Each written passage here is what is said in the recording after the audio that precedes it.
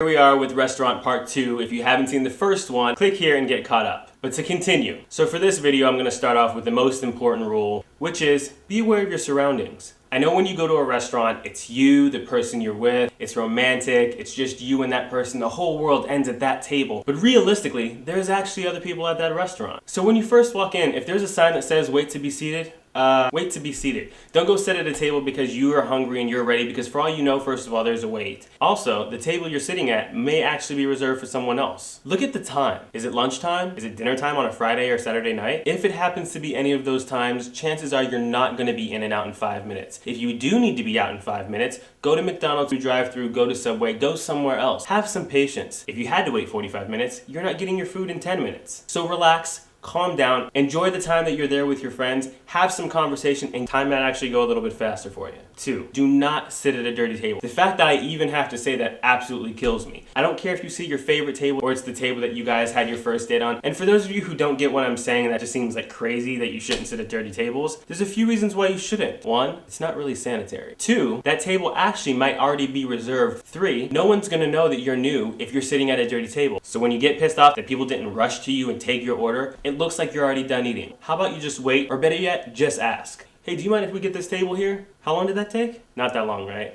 Next, chances are the owner isn't the one serving you. So don't yell at them because something isn't on the menu anymore, or why the music's up so loud, why it's so cold in there. Remember, they don't own the company. If something's taken off the menu, servers don't want to hear, you know, what you should do is eat at the restaurant next door. It's not that big of a deal. It's just food. Servers have absolutely no control over the restaurant. All they can control is what you order. That's pretty much about it. They can't control what's on the menu, they can't control what's off the menu, and they can't control what they can or can't make at specific times. If they say, hey, we don't serve breakfast after 11, oh, but please, just this one time. No, it doesn't matter if just this one time you want us to make an exception. Next, rushing. Don't go to a restaurant if you have to be somewhere 30 minutes later, an hour, a movie, to pick up your kid. Whatever the situation is, you're at a sit-down restaurant. If you can't be there for at least an hour, you probably shouldn't be there at all. Plus, no one cares if you have a 7:30 showing of the Rebecca Black biopic. You know why? Because it's Friday!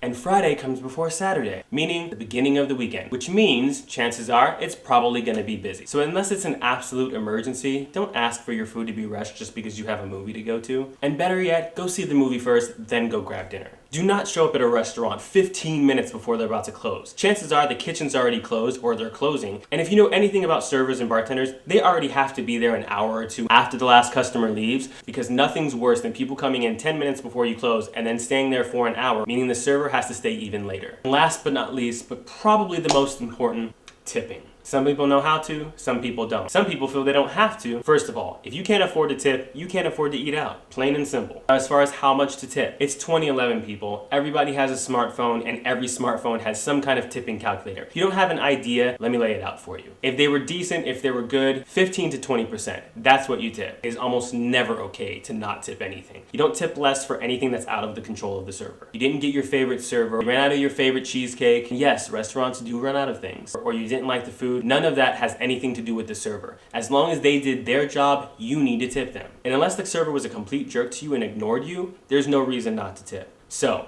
next time you guys go out to a restaurant, please don't forget 2 things: your wallet and common sense. Because forgetting either of those makes you look like an idiot. See ya.